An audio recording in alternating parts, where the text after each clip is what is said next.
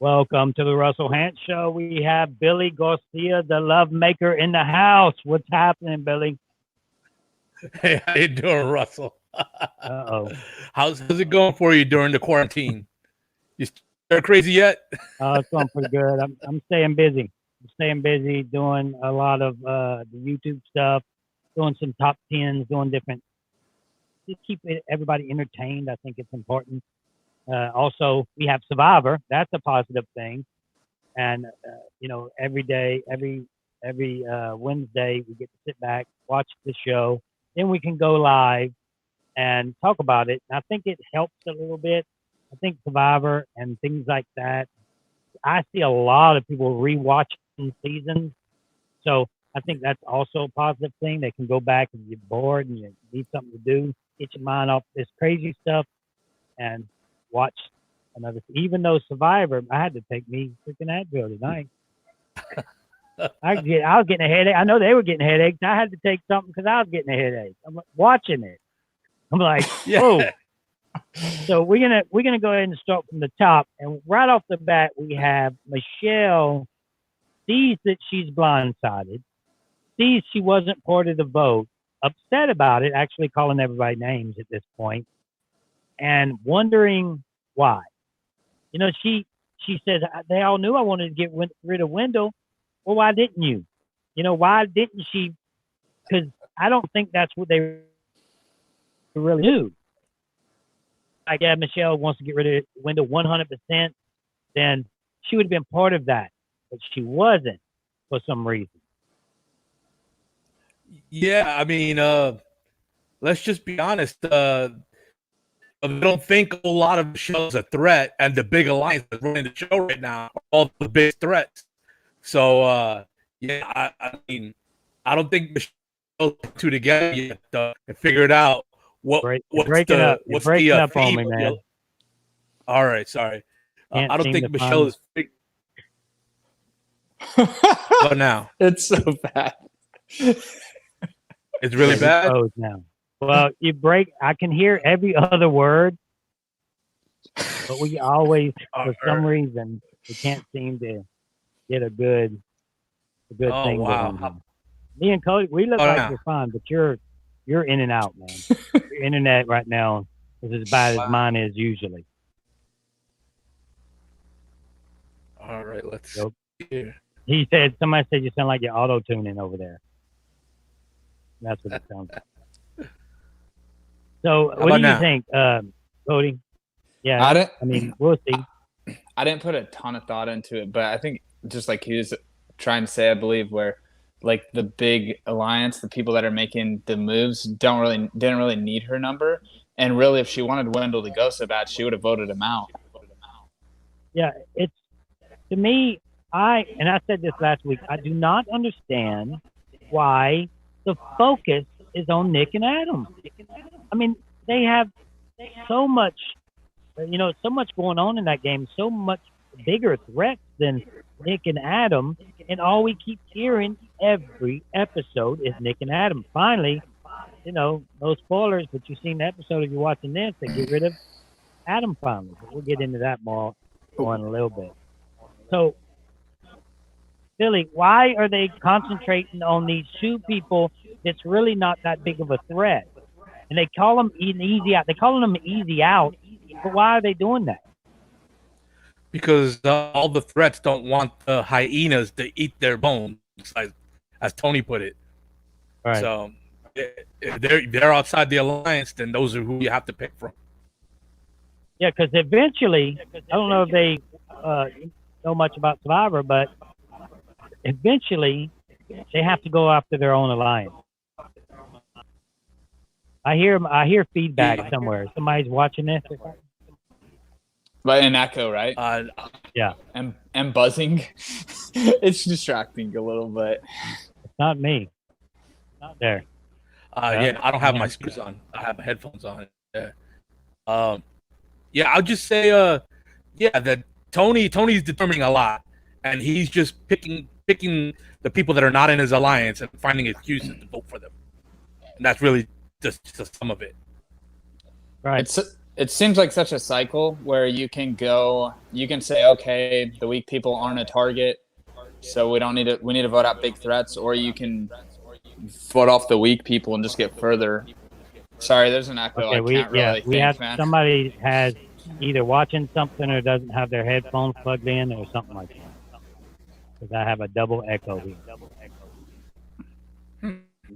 Let me mute. Hold on 1 second. You hear it now? It's perfect. Billy, Okay, dude. Billy, you got to fix that. Wait, Get to him. bring it back. Billy, it is 100% you. You have something not plugged in or something going on that over there where I'm echoing. Yeah. So also, that goes pretty bad.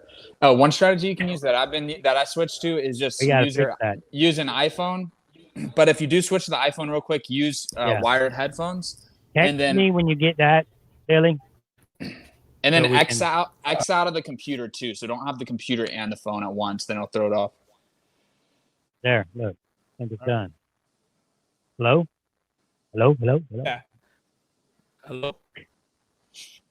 Now we just Did it can't hear work? you at all, Billy. Try to use your phone, man. It's okay. I don't be. Can't do it. It's no hard feelings, you know. Billy, yeah, get on your phone, Billy, and open it, the email, because you're froze even down there at the bottom. What I think sucks is like clearly Billy has all this great technology, and it's almost like you can tell. It's almost like whenever you get the nice stuff, sometimes it makes it harder to get that stuff working.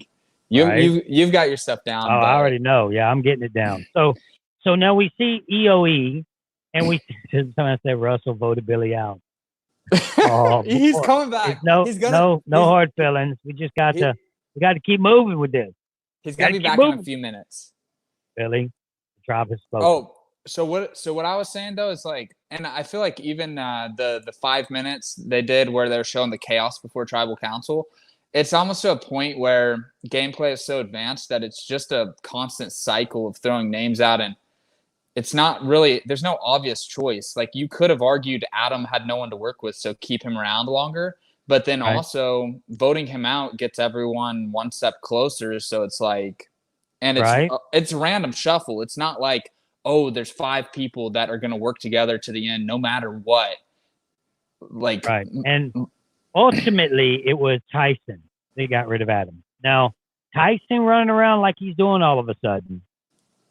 The last episode we were congratulating Tyson because we were like, oh, Tyson went in there, nobody's saying his name. But now all of a sudden Tyson's like, oh, him.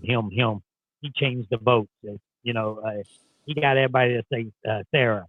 Telling Sarah, telling everybody what to do. And clearly Tyson is the one in control of that vote with Adam going home. It was not Sarah, even though Sarah's like, oh, you mess with me. You know, it wasn't Sarah. It was Tyson. Sarah just has to be part of that. How's that? Me, Billy? There we go. Oh, it's great. Sounds great so far. Yeah, that's good. So, nice. So we see EOE happening, and they have a little challenge to find another clue for another advantage they can give someone into the game.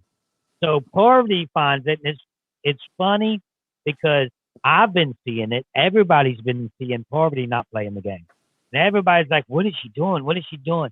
So she finally does something, and she even says it out loud, what we've all been seeing. She's like, finally, I did something in this game.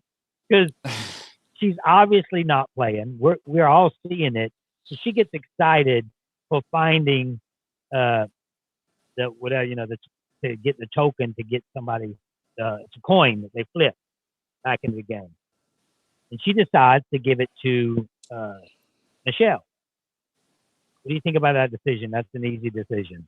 If it was me, if I was on EOE, I would give it to someone that everybody wants gone. I would like to make the game better and make it more intense. I would have given it to somebody that I thought, like Adam. Give it to Adam. He's about to be going home. He can stir something up just to stir it up because Adam's in trouble. Sarah, for her to get it, she can flip it. It'll go 50-50. I wouldn't have spent my 4 tokens. if I was in her spot on a Michelle's. 50-50. If I was, Michelle. If I was Adam, I would spend that money on a 50-50 because he was in big trouble. So I think that the choice was a little, yes, some people say Michelle's name, but very rarely now are they saying her name. I don't think that she's a threat. I don't think she's really playing the game. She's not in control of anything at this point. And I think she should keep her token because she's not in trouble. And I think Parvati, I think she bought it. She said she was going to buy it. She just didn't.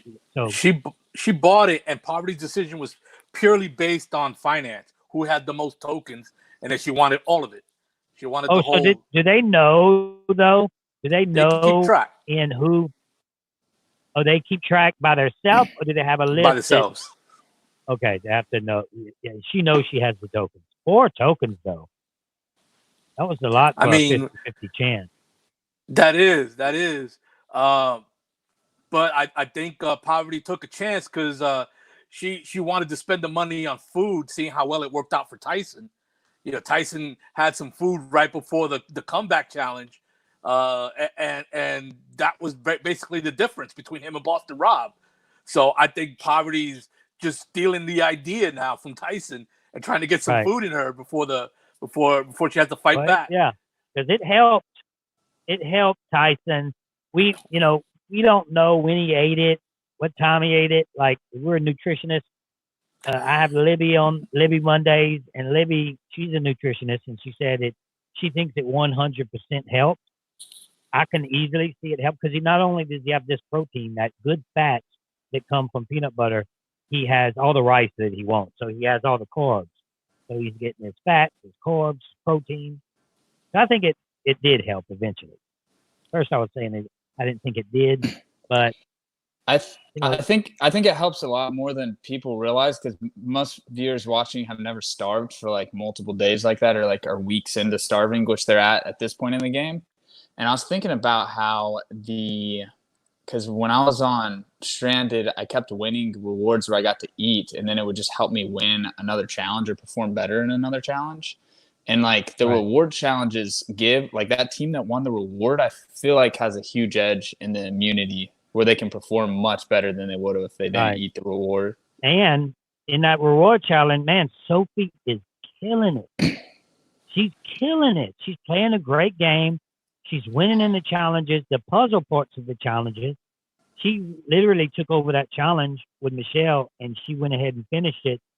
And the reward, I've never seen, tell me if I'm wrong, Billy, but I've never seen the Chinese reward. Like, they won Chinese buffet, basically. Have you ever did that? Maybe in Survivor China. I'm taking a wild guess here. I can't remember off the top of my head. But that's funny. Survivor China, Survivor Wuhan, China. Yeah, yeah. But what was great was that they left it in the takeout boxes. They didn't bother putting them on plates or anything. They left them right. They left them in the little. You know what I thought they were going to do? What I was hoping that they would do, because you can get these Chinese fortune cookies and you can put your own message in it. I was hoping that they would put where the idol was, or a message, like something to show them something. Like, depending on the luck of the draw, who gets the Chinese thing, depending on who grabs it first, and then the cookie, and everybody reading their cookies, they wouldn't want to read it, so they'd have to make up a, yeah, I agree. I like that idea, but I think it should have been like some sort of information, something regarding information, instead of having yet another idol in the game or another advantage in the game. Have it be like Poverty found the what you call it, 50-50, and she sold it to a player, and that's it. That's all you know. That it's in the game somewhere. It's funny when Michelle finds it, she says it's the old 50-50, like it's been there before. Like, we're like, oh yeah, that's what she got. She got that 50-50 coin. Like, I like the fact, and tell me what you think, Billy, but I like the fact that they have something new. Like, I like those tools. I call them tools. I like the tokens. I like all this new stuff they're coming up with. because I'm the kind of guy that plays with those type of things. So, but the 50-50, I'm not taking that bet, and I'm not taking the 50-50 because if it falls on the wrong side, I get nothing. And I lose 4 tokens. See, for me to take the 50-50, I would have to think about it over the course of like 10 minutes, where I would flip Right. the coin over and over again over 10 minutes and try to figure out the system to land it on safe. Like if there's a way that I could flip it to where like 5 in a row or 6 in a row, I get it on safe, then I'll buy it. But if it really is 50-50 and there's no way to cheat the system, then I'm like, I'll keep the tokens and maybe I'll just buy a regular idol with it.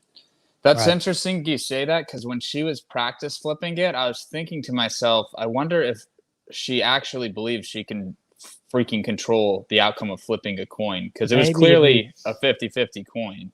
Yeah, but it's not a coin, it's a piece of wood. So it would be maybe if you flip it a certain way.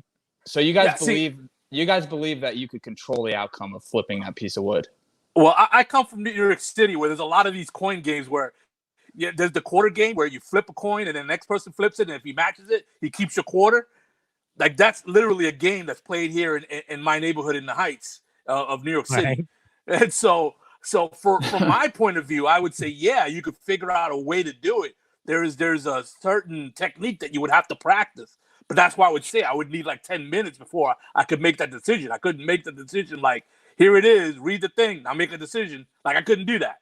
I would need like 10 minutes. So what if they said, I think they said that Jeff's going to flip the coin though. So what does that do for y'all? If the thing says Jeff flips it, then it's an absolute no. Yeah, that's it. I'm not that kills it. That kills it. I'm not taking it. I'm keeping my 4 tokens regardless. Because what if Jeff has that technique and then he doesn't like me? Yeah, I would have to know for a fact that I was going home to take that, to buy that. I would have to know without a shadow of a doubt that I'm going home. I'm not taking that. I'm not taking that coin, man. I'm not taking it. Because that wipes out all her fire tokens. The thing is, there's a chance she might not have an opportunity to buy an advantage. She's gonna go pretty far, man, because she's not doing anything, and they're going after. They did the right move today by going after Adam. Adam, man, I want to get into that in a little bit. You know, we got a little bit more to talk about. But she can't use it. She can't use it past the final 7 too. So really, it's not that. It really is not valuable at all to her, because she's probably not going to need it until after the final 7. Yeah. I just don't think she's gonna need it. I think she's gonna need a fire token. I don't think she needs it at this point. If she's the plan B on splitting of a vote and she knows it's coming, then in that scenario it's worth it, because your plan B, and let's say it says not safe, it's still plan B. But if you hit it and it's safe and the other person plays an idol as well, then you're both safe and you didn't become the backup plan. It doesn't get you. So in that scenario, if she believes that she's always going to be the plan B in the splitting of votes, then maybe I can see her wanting to do it. But that's, it would take a lot of information to know that you're the backup plan. Take a lot of information. She's getting mad at everybody, but she's really not taking control of anything. I'm not seeing that. I'm glad I've seen Corbett actually admit that she hasn't done anything in the game, and because I thought maybe she was doing something, I just didn't see it. Nobody in the world seen it, but we all seen her say it, that she wasn't doing anything. I think that they get delusional, Billy, especially winners.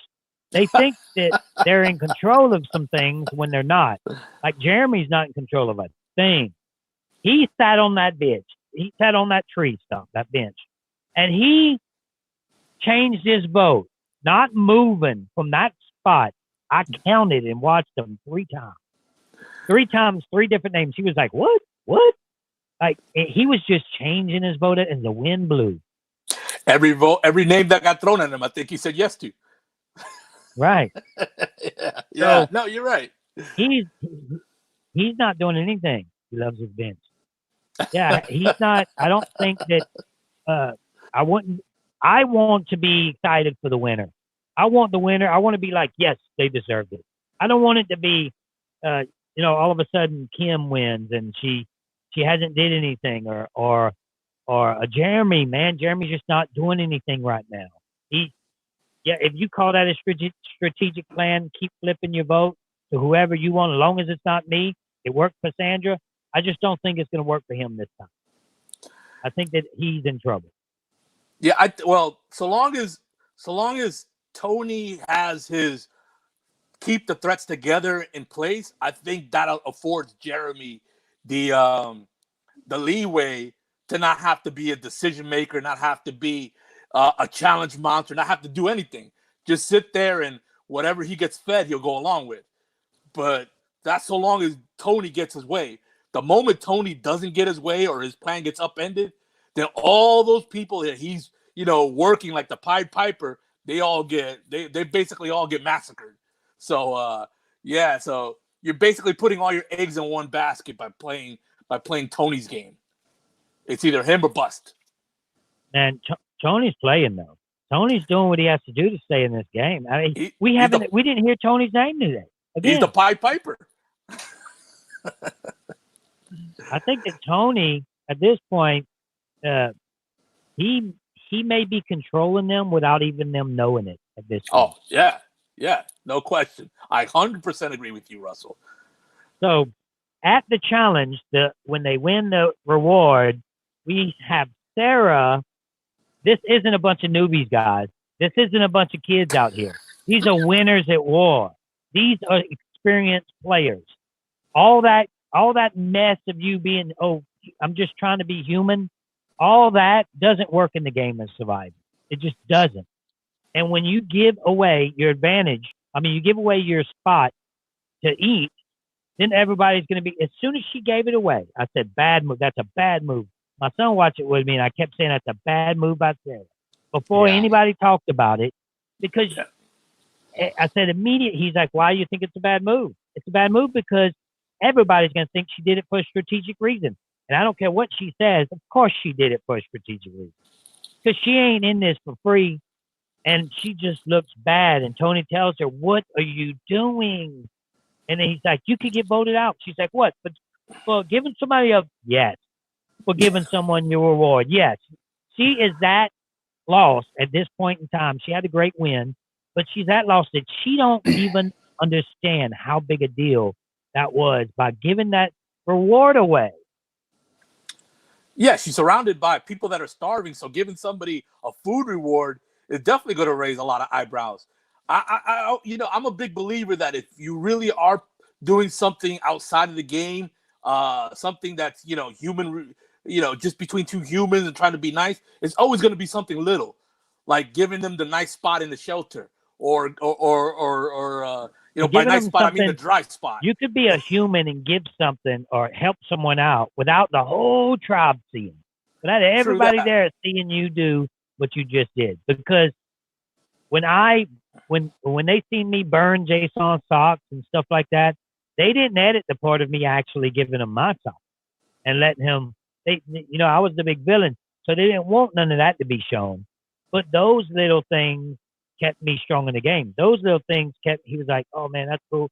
Taking my shirt off of my back, giving it to someone that, anybody, that if you can take pain a little bit more that you could do without anybody else seeing.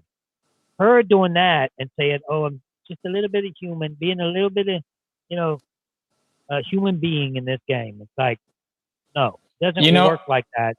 What I think happened is she originally did it for a strategy move, and then once she talked to Tony or heard from other people's reactions, she realized it was a bad strategy move. So then in her interview, she tried to downplay it as she was not thinking strategy because it was a bad strategy move. But there's no way. It was 100% a strategy move. 100% strategy. When she made that decision. And then the reason why, because I think immediately too, when she did that, immediately after she was like, oh. That was stupid.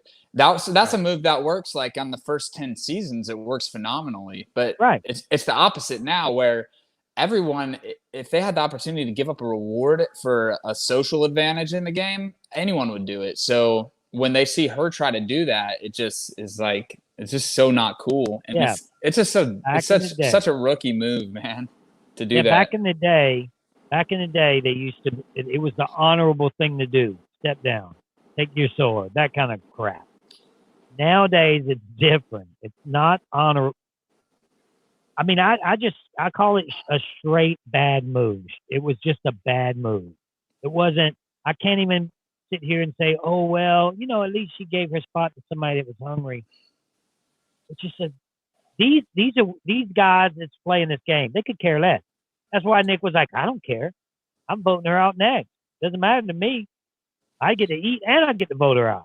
Yeah, I'm glad he said that because it totally exposed. Because some people could be acting like, oh, maybe it helped with Nick. But I like that you guys brought up small things like you didn't just burn Jason's socks. You gave him socks, which helped you so much get into a good relationship with him. And then the dry shelter thing. Yeah. So when people win rewards, a lot of times you don't want to win the reward because then you have to pick somebody to come with you. I believe that, Russell, or did you guys experience like the draft, like how they pick teams? How does that go down? They don't show like it the to schoolyard us. Pick? Yeah, because Jeff refers to it, and I'm thinking there's probably some social strategy to that in the order in which you pick people. Denise didn't get picked at all, so it plays a factor into the social weird. side. Yeah, that was a little strange to me. Did they do that? Was it a schoolyard pick? Because we didn't get to see it. We didn't get to see it. It was a schoolyard pick, but I believe Denise didn't get picked because it ended up being boys versus girls. It was basically an all-girl team. And that was this team that Sarah was on that she gave up her spot to him. And they were like, oh, so now you're with the women. And he's like, oh, I love women. So, so I think Denise. Do you think like they're sitting there eating the Chinese food and everybody there is thinking idol? Everybody has to be thinking, where's an idol? Where's a clue? Where's a clue? Immediately when you go there. So do you think sometimes they just don't find it and it's there somewhere? I don't know. What if it was the way they hide stuff these days? If they're all looking for it, which I would assume they all do, I think they would find it almost every time. Right. They do not hide this stuff very. No, they don't. Very hard. There's so many advantages in the game right now. I don't think they're hiding them on the reward, like the rewards, because that would just be too many advantages. It makes you freak out a little bit. You're like, okay, when I get there, I gotta look around, make sure, You gotta dip your chopstick in every one of those boxes like you're gonna eat a little bit of everything. Just pour them all out. Pour them all out on the ground. Oh, no. Yeah, that's true. For you. Oh, no. So now Nick is safe again. Are we going to see a boring episode next with them just going after Nick? I mean, Nick needs it. He's ready to play. He's like, I'm done with this. My name's on the block all the time. Adam's name was on the block all the time. Finally, they get rid of Adam. And we can get back to some of these things I want to talk about, but I want to talk immediately about what Adam did. So I was hoping so much that was an idol. I was like, I was too, dude. Please be an idol. And he's working on it too. He's working on it, trying to get it off. I'm like, please be an idol. Please be an idol. But you have to give Adam fought his butt off this entire game. You got to give him a little bit of credit. He got tons of airtime. You got to give him credit. I don't think he looked stupid at all. I think that he would have looked stupid if he wouldn't have went to at least see. And then Jeff says, first time I ever heard Jeff actually say something. I was like, it was worth a shot. Jeff said, always. Yeah. Like, it's always worth a shot. So. The way everyone was laughing at him really made me, it just bothered me because it's like, dude, this guy's fighting for his life. Like, if you all weren't willing to do what he's doing, you guys aren't playing as hard as he is because there's no downside in going to try to pull that little thing off. There's no downside. I loved it. I loved it that he did that. He was like, I'm playing that. Jeff said, well, do you think it's not on it? Oh, I'm playing it. I'm playing that thing that I can't get off. That I can't get off the thing. And Jeff is so good, dude. That's just an example. I don't think there's any other TV host that could play that off as well as he did, man. And we're so used to him doing stuff like that. The way Jeff made viewers at home and everyone think maybe there's a chance that is an idol for just a split second was beautiful. Yeah. For sure. For All sure. right, and we can talk about Tribal at this point, but Tribal was, man, I know they've done that before, but I've never seen a Tribal that hectic. I know that they got up before and did that, but Jeff literally only said a few words at Tribal, and then he let them go. It's amazing how Jeff sits back and watches magic happen while he's he did. the host. What he did was great. Was he was in the middle of asking Adam a question, and Adam was honest. He said he's a bit distracted, and Jeff did what Jeff does great, and he's like, "You do your thing." So that just gave Adam the opportunity to get up and go play instead of having to sit there and answer a question like you would if it was some other host like a Julie Chen, where you're obligated to engage her. Jeff will let you go. He'll go play. That's what you're here for. Cam just said a little message. I agree 100%. Jeff, if you're listening to this or watching this, you need to put that in play. You need to have something sitting on your thing where everybody can see it and put it in play where it's an idol, because that would have been epic. And I guarantee you, after it was all over, Jeff was like, "Man, we should. That's a great idea." Adam's eyes on that floor de lis, his eyes are just on it the whole entire time. And he did not give up trying to take that thing off. I thought he was going to break out a knife or something, one of the machetes, and pop that thing. He should have popped that thing off, and then he would get to take it with him. He should have planted his foot on the podium and just kept pulling. But yeah, what I loved about Adam was that of all the people that were playing from behind this season, and there were several, he was easily the hardest working as far as gameplay. There was so many people that they knew they were in trouble, and yet it was Adam that just went all out. Like And the thing is, I keep saying why they keep going after Adam, but that may be exactly why they keep going after Adam, because he is like you said, he's easily playing the best. I mean, the hardest. He's playing the hardest. He's making some bad moves in between, but boy, he's trying to make moves. Just, he's trying. He's playing from behind, so sometimes the only moves you got are bad moves. But he's doing them. He was trying. And legendary. It wouldn't surprise me if he's the one who makes it back from Edge of Extinction just on hustle alone. I agree with that for sure. Oh, he's going to be hell to play with. He's going to be going hard. Oh, yeah, Rob ain't going to like Adam over there running around. Adam's he ain't giving up. Has Adam won?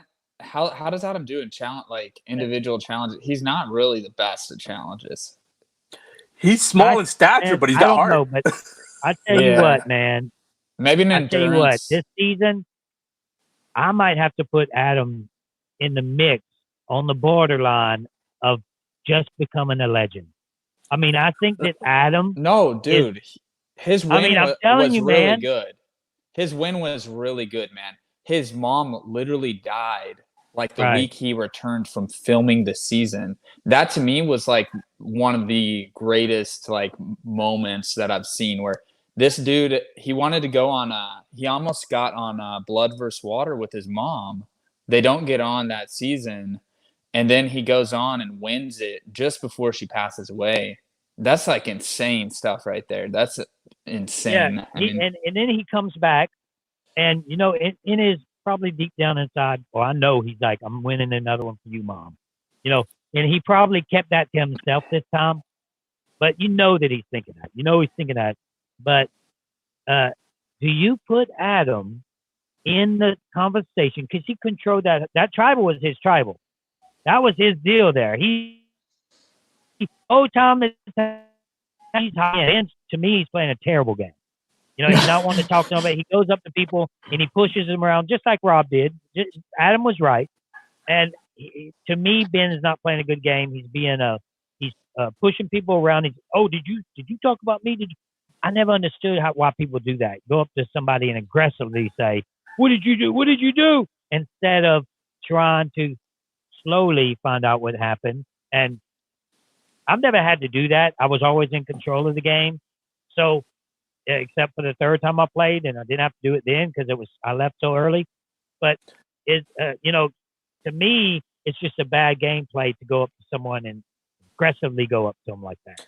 You catch more bees with honey. I agree. Right. I mean, Ben is my fellow former Marine, but I think his soul and his mind is still in the Marine Corps. I think that's his way of which is not good. Which is not a and good the game way of to Survivor play is not good. Yeah. And the game of Survivor is not good. And I'm reading a lot of comments, and nobody is liking Ben. Annoying. Well, he's on. he's aggressive with his personality. Yeah. The way he won too, he would have been voted out. It was zero social skill down the last 5 tribals of his win.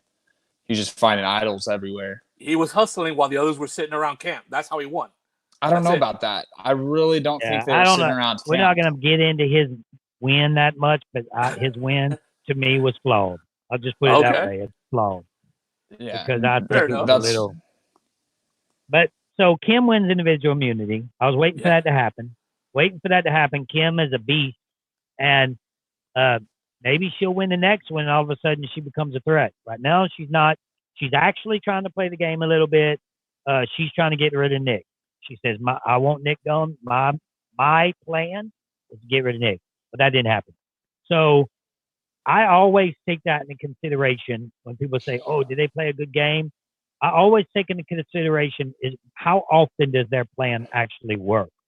So then it shows that they're actually doing what they want to do. They're controlling the game a little bit, getting further in the game.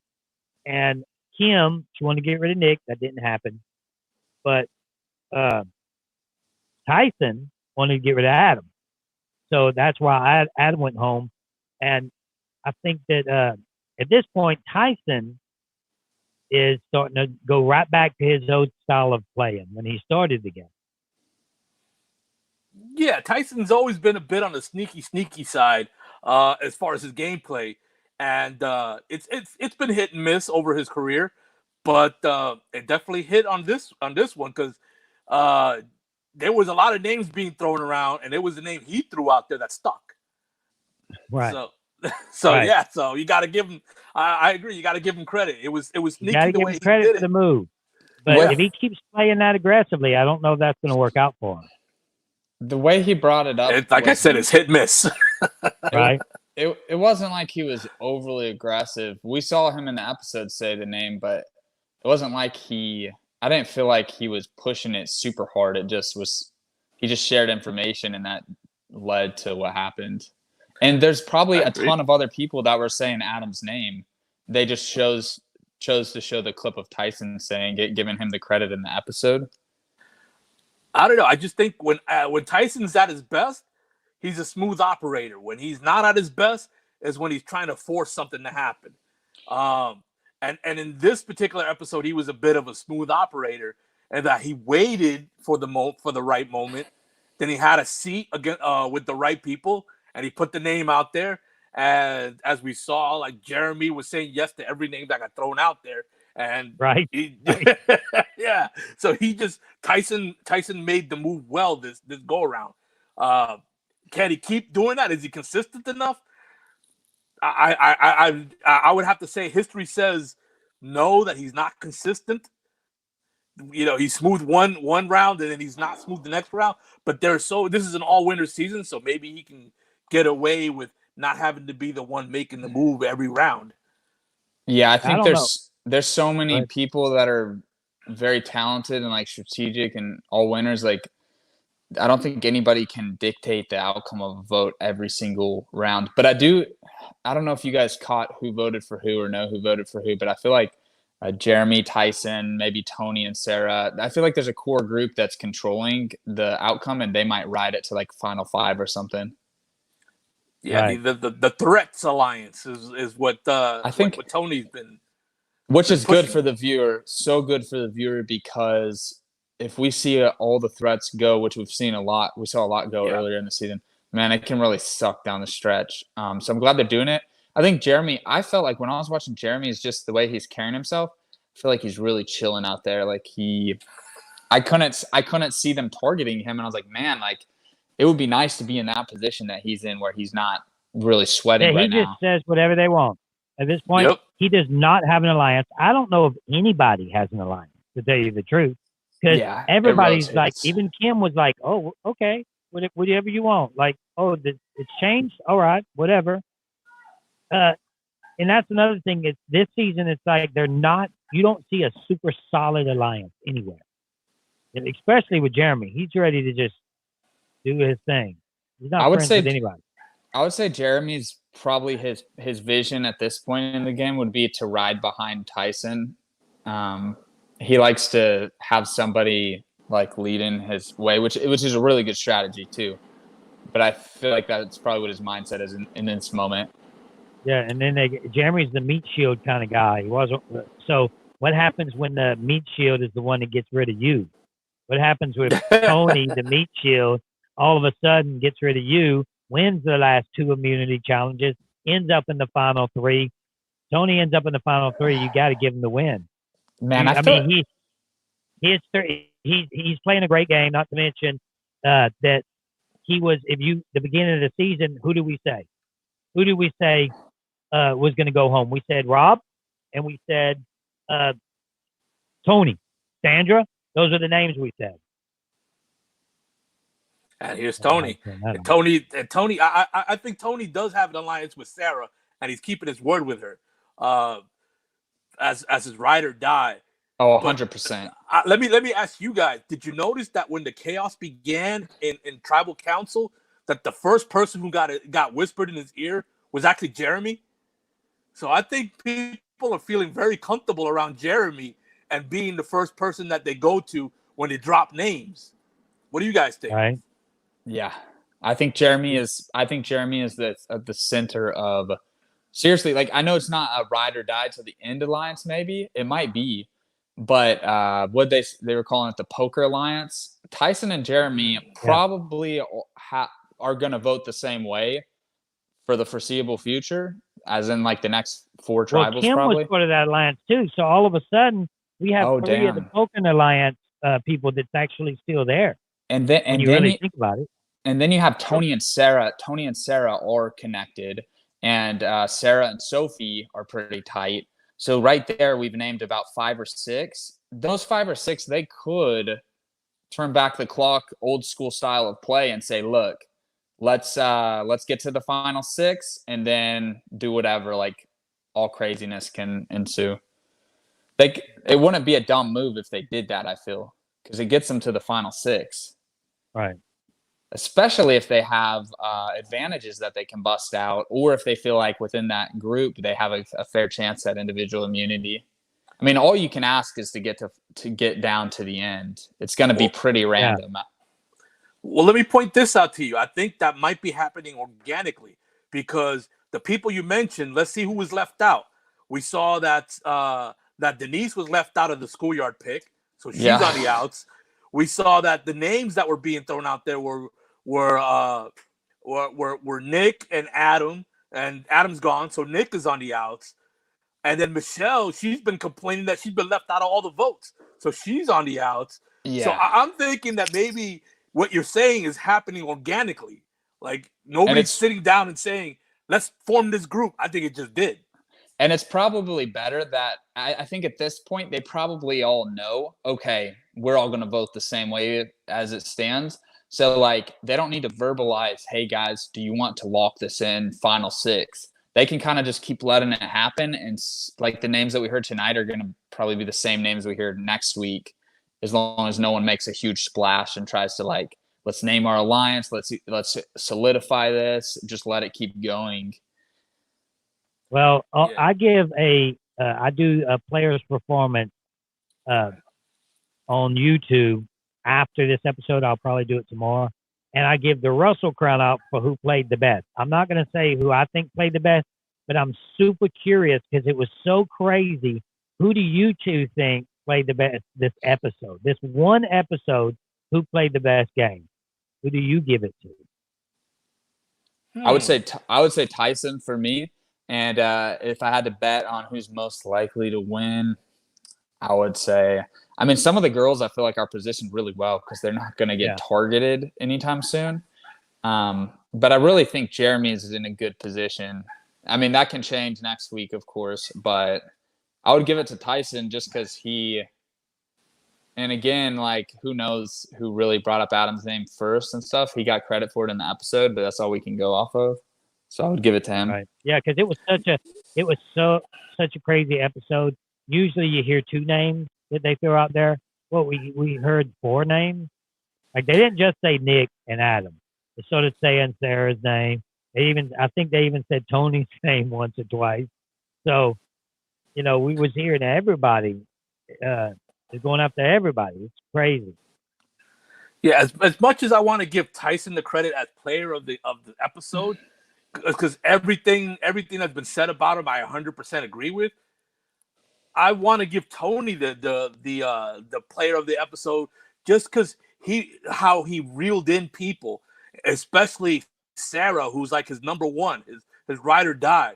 He sat her down and basically What are had you doing?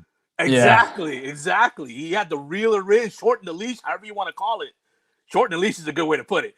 Yeah, wake her up. It literally shows right there. You are watching someone that's really, really good and someone that played maybe because she got lucky and went further in the game. Tony is solid. Tony is a great player in this game. His first win was amazing. Yes, it got a little fuzzy after the second time he played. But, man, this guy's doing what it takes to get further in the game. Not only is he doing what it takes, some people call Sarah one of the greatest winners. I don't. Some people do. Call her one of the greatest winners. But some people do. And then Tony is sitting, what some people's opinion is one of the greats, down like a child at daycare saying, no, you're not going to do that no more. Do not touch that. Don't touch that anymore. If you want to like look at another part of Tony's game in this episode, that's a good pick. Tony definitely did even better than Tyson. But the way Ben approached Adam, I feel like Ben definitely, that was not the best way to approach Adam. I've been seeing that the whole time, man. I've been seeing Ben that everybody's starting to say now. I'm seeing it on the comment section. But the way Ben's playing now, I've been seeing why does people say Ben? He's playing a horrible game. But the way Adam handled Ben approaching him like that, and the way Tony handled it really well. Where he immediately, with confidence, said no. He laughed it off, and then he got good with Ben real quick. And that's stupid of Ben to go around approaching people that way. But if someone does approach you like that, you really want to handle it the way Tony handled it, and not the way Adam handled it. Yeah, perfect Ben, example. It wasn't even Ben. Name was on the block. It was. He just was. I guess he was fighting for his alliance, which is admirable. But you don't fight like that for your alliance. It's almost like when Rupert that one time hollered and screamed, at Fair Play. I love you, Russell, but you're giving Ben too much credit. I don't think he was fighting for his alliance. Credit. I don't think he was fighting for his alliance. Yeah, I think he was paranoid. Yeah. Right. So, and we've already covered it where like there's not like real alliances. It's just a rotation of people shuffling. Really, I mean, I guess there is, but it's not as solid as it was like back when Rupert was playing. Yeah, it reminded me of that when Rupert went up to Johnny and said, "You over me, you over me." That's what it reminded me of. It was like a hollering and screaming. If somebody came up to me, man, I just don't see that happening. I'm not the kind of fella that you go in my face and you start hollering at me. What you want? You said this. First of all, everybody is telling everybody everything. It's like nobody can keep secrets anymore. Nobody has solid alliances anymore. It's a crazy way to play the game. I don't want to play a game like that.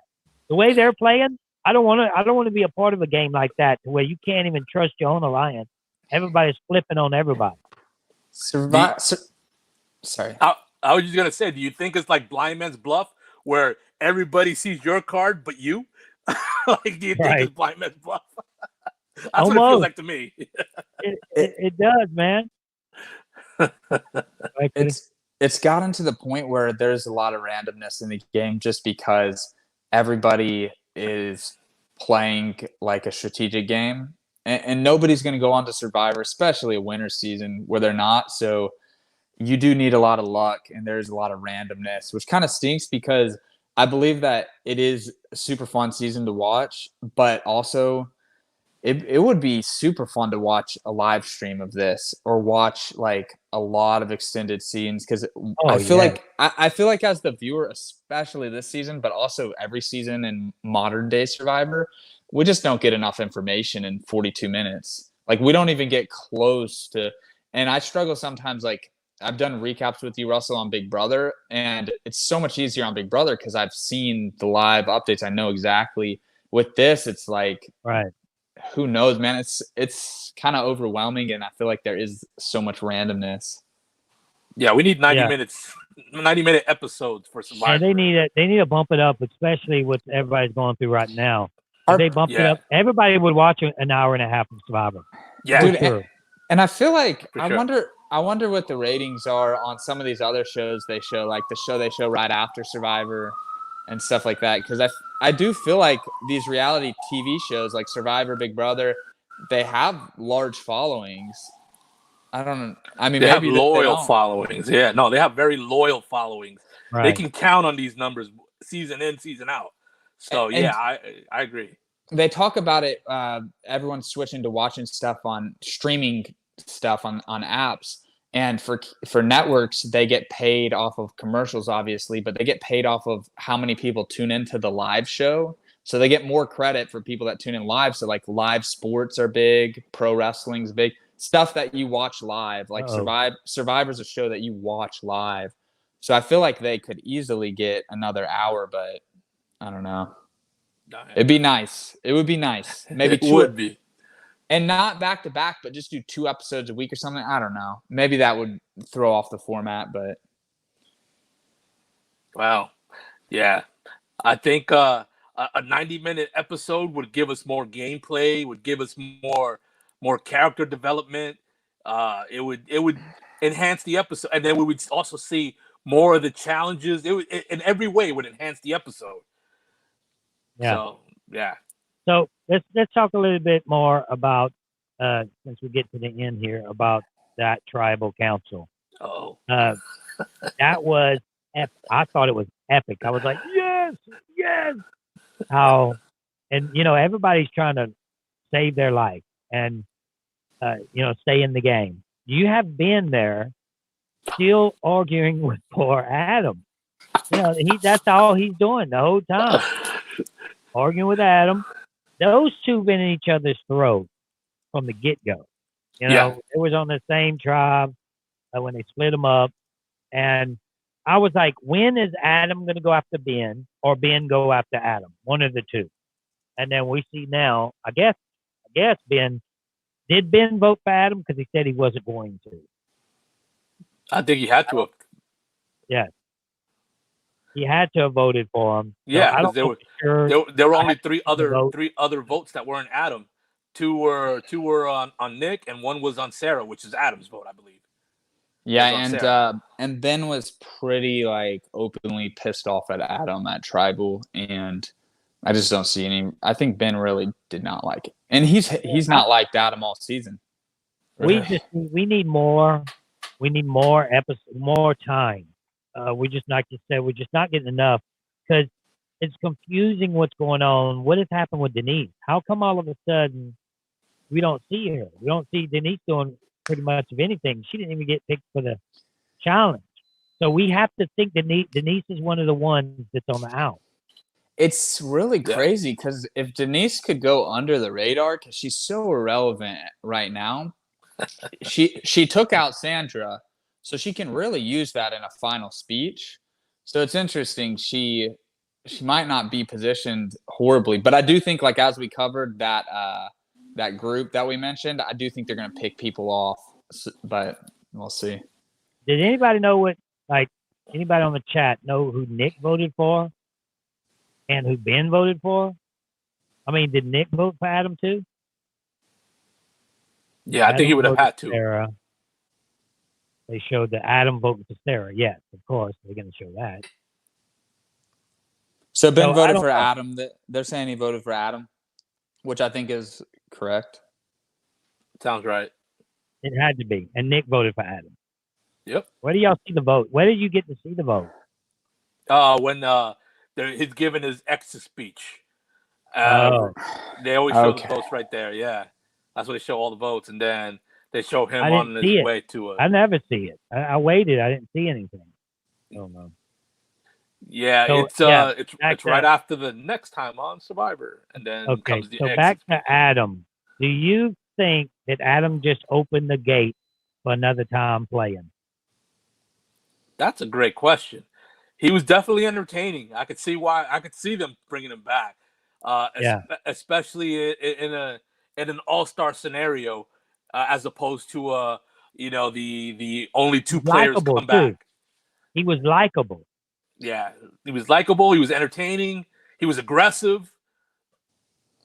I think he Yeah, I see checks that. all the boxes for like what they would look for in somebody coming back. Do you think if they had a legend that they would bring him back? I think he'd definitely be he'd be a name that they would bring up when they're brainstorming the list. I believe that all these people that say they're done playing would go out there again if they were called, because like when you get called, you're going to go out there and play. But if those people didn't, like if Boston Rob legitimately won't go back out there, then I know a lot of people that got called that didn't play. I know tons of people that always get called. So, you're talking about for Shambo, they call her. Oh yeah, Earl got calls. He didn't go. He didn't play. Those are people that have never came back. I feel like the people that come back, they're down to come back almost always. I don't know, maybe not. Francesca, she ain't playing again. Are these Franquesta? Are the people you're listing, have they played twice and they turned down a third time? Yeah, Fran played twice. She got voted out first twice. That's crazy. That's funny. Poor Fran. She's a legend. She's a legend. She's a sweetheart, though. That'd be sad if she got out there again and got voted out first again. Oh man, that'd be cruel. They would be doing that just to do it. That'd just be wrong. Yeah, I agree. The thing is with legends, they have to have some. Most of the legendary characters you think of are all old school people. Like I don't think any modern day people really can touch like Shambo is iconic. Like a chick with a mullet that just doesn't give a crap. That's so iconic. I feel like I was always shocked that Billy never came back. But at least the second chances. Yeah. I have a list. I have a list on my YouTube page that I put him at one of the ones I want to see back playing the game again. I saw it. Thank you. Hell yeah. It's crazy, and I ain't just saying this. It's crazy to me that you're such a big character. You were voted out early in your season, and still everyone knows who you are. So Billy, have you never got a phone call? Not even close or almost? I heard that I was on the board a couple times. They have this big board where they just put pictures up there. Right. I heard I'm not gonna throw the producer's name out there, even though he's not with them anymore. But he told me that I was on the board a couple times, and as the idea developed, pictures would come off the board, and my picture came off the board a couple times. Times that I was on there. That hurts to hear. Guy. Yeah, Billy's definitely a second chancer. And I heard that they're about to do another second chancer. So wow, that'd be good. Yeah, so Jeff Probst, if you're watching, we know he's watching. He always watches. Yeah. He watches so this show, if you see the Instagram page, Jeff watches this, and then he releases his recaps after he watches Russell's opinions. Yeah, that's what he does. Yeah, and Jeff's recaps, when I do my player performance, I get more views on my player performance than Jeff does his own CBS. Oh snap! I'm trying to get footage that CBS can let me use on my YouTube channel, so I can talk about stuff like I want to do the 10 most cringing moments in Survivor history. You may make that list, Billy. Probably, in fact, I'd be disappointed if I didn't. Right. Right. But that's okay. That's okay. Yeah.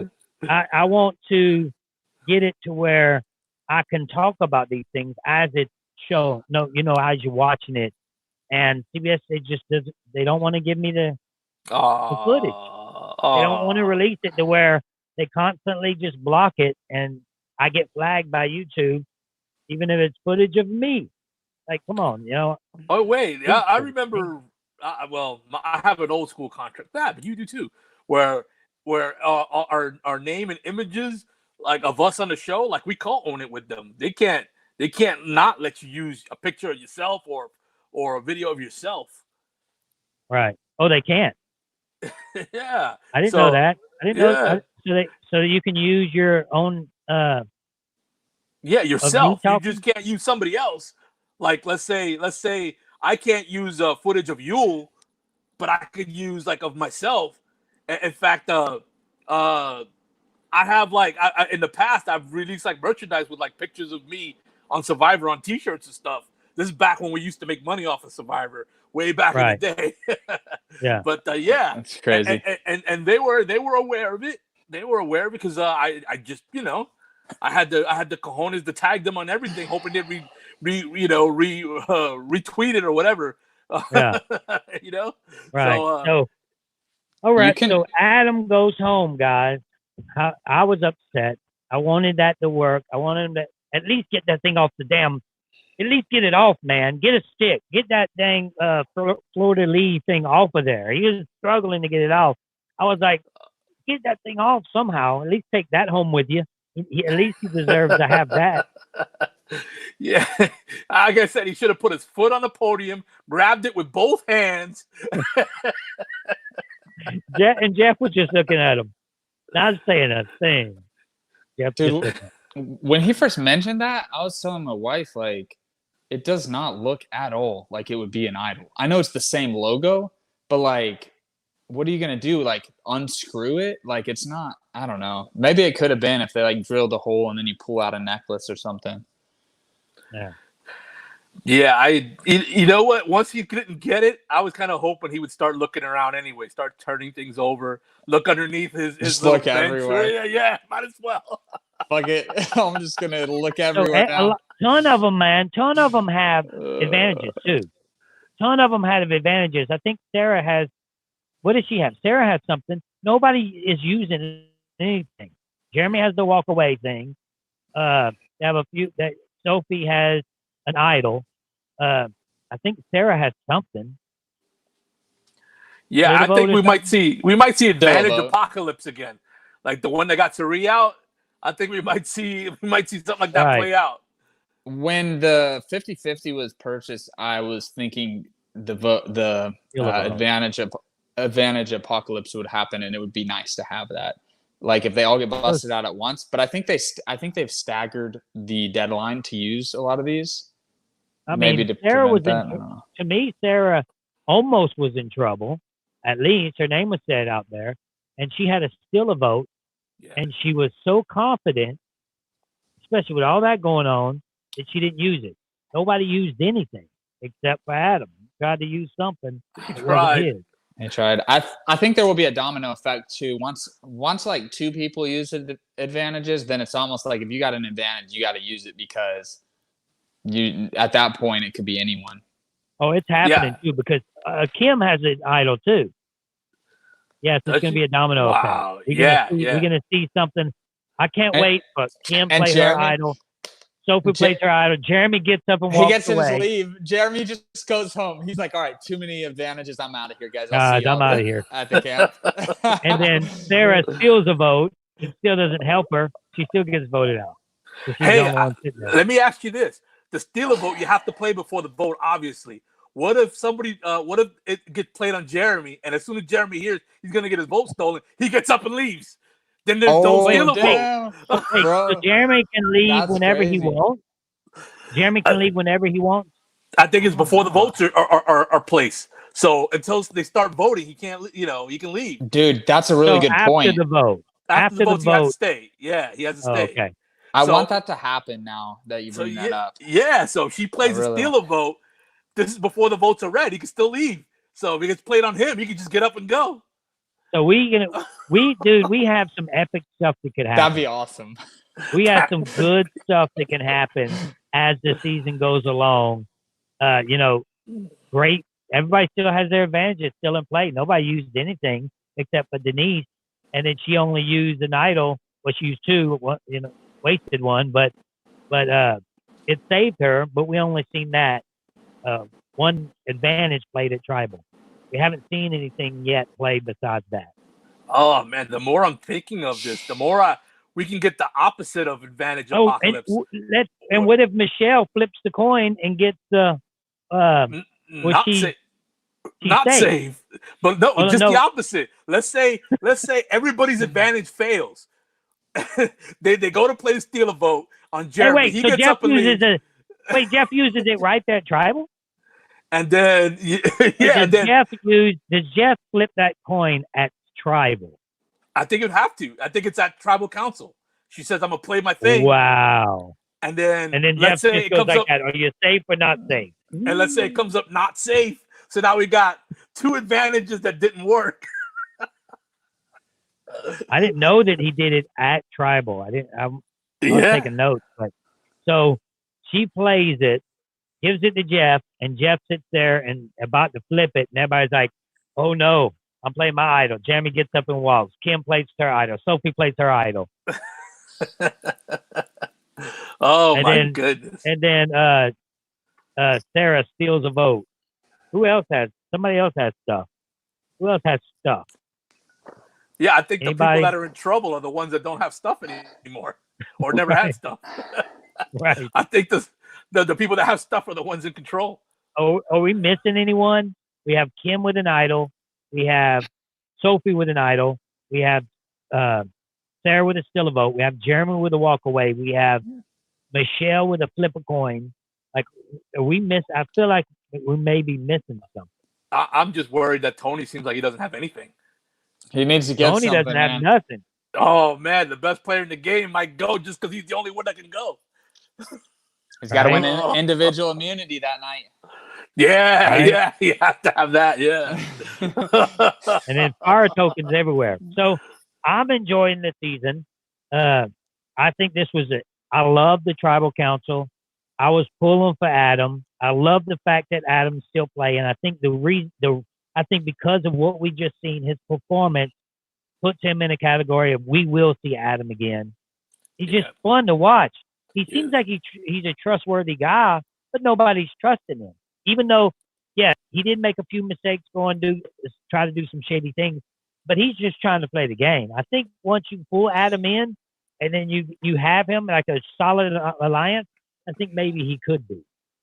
I think all his mistakes can be traced back to that one Boston Rob mistake when he told Boston Rob too much. I think if you eliminate that mistake, he wouldn't have played from behind the whole game. Yeah.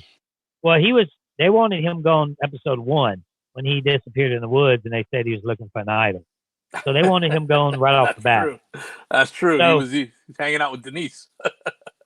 Billy, do you put this in your top 5 greatest seasons of all time so far, or it's not there yet? For me, it's in my top 10 at the moment. It hasn't made my top 5 quite yet. It could get up there in the top 5, but right now I'll say it's probably 7 or 8.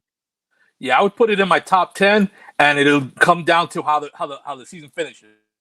Right. That last How about episode, you, Cody? What do you think? Yeah, top 10 is probably a good place. I think there's some extremely entertaining seasons like earlier on. For me, my favorite thing to watch, honestly, is when there's only like 4 people that know what they're doing and everyone else is a pawn to them. I just like watching somebody like your season, Russell, is I love how you run circles around people. And modern day Survivor, you're just not going to get that anymore. Everyone's too aware of how to play. So I'd put it in the top 10 range. If that would have been an idol, that would have been the most epic move in Survivor history. If that would have been an idol, that would have been, yeah. If that would have been a real idol, then they would be saying Adam is one of the greatest. That's what I always say, that there's a fine line from love and hate, right? There's a fine line from being the dumbest Survivor player to the greatest Survivor player. He would have been considered one of the greatest of all time. If he makes that move and it works, people would be talking right now on Twitter, all over the place, that did you see that move Adam just made? Yeah. Even though it wouldn't beat my number 1, my number 1 is still Heroes versus Villains. But that one move would have propelled it to my top 3, maybe even. So that's a shame and that Jeff it wasn't. Could have said yes. Jeff He could have could've. said yes. He Come could on, have been Jeff. like, Come on. and he knew that it was in play. This is how I play the game. When I played the game, I knew there wasn't idols hidden. But I knew if I would say, I'm looking for idols without clues, that they would actually put them in play. They didn't tell me what they were, but I knew they would be put in play. So I was using production for my side. So Adam may have done that exact same thing. He may have knew back in the back of his mind, that's not an idol. But if I start talking about it and I start saying, I'm going after that, I'm going to grab it. Jeff could have easily took it off that thing, cleaned it up in the back, put it right back there and let it sit there and let him grab it. Yeah, Wow. But he didn't. That's He what didn't that's what I was thinking it was. And I told my wife too, like, I think that 100% it was not an idol. But then once he starts verbalizing that, especially if he does it for like a week or 2 weeks, producers are going to start brainstorming. All right, look, Adam's super entertaining. We'd rather see so-and-so go. And then let's turn it into an idol. Whoever gets it first gets it. That would have been an idol, man. Yeah. It would have been awesome. It would have been awesome. It would have been it would have been in the top 3 of greatest moves in the history of the game. Yeah, no question. Yeah. And it would have made the season one of the top seasons of all time. Easily. Yes, Yeah. it would have. I would be saying it is my top 5 come season on. right now. Yeah. I would be saying it's in my top 5 right now if that was an idol. Yeah. So they're thinking that too. They're thinking, we could do that, but they're legit, man. So yes, you can sway someone's opinion by saying something, and production does that. Of course, they try to make people do certain things by talking to them. They don't tell nobody to do anything, but they knew that could have been a great moment in the history of the game, and they still didn't do it. Yeah, that's a shame. So, Missed opportunity. So they don't rig missed it. opportunity. So they don't they don't rig it they don't rig it basically. So it's good to see that on one hand. Yeah, it's good to see that they're being legit, but man, I was telling my son, man, I hope that's an idol. I hope that's an idol. Because I'm thinking it's an idol. As soon as he says it, I'm like, yes, he's thinking, he's watching it, he's playing. Maybe it is. All of us were thinking, maybe. We don't know. Cody, you thought maybe, possibility. Billy, you was probably thinking, you never know. It could be. I was hoping. Once he said it, I was like, oh, this is foreshadowing. This is going to be so awesome. Especially if everybody's going for him. He gets up. It's almost when I used to play idols, when they were coming after me and everybody was excited and I'm getting up. I ain't finished playing this game just yet. Looking at them, keeping hope alive. Go and play the idol. It was the same type of, be an idol. Yeah. Oh, man. Yeah. Wasn't an idol, man. Well, Jeff, now you know what you got to do for future seasons. Got to put an idol in play. Now everybody's going to be going up there pulling stuff off his desk. Oh, man. I know.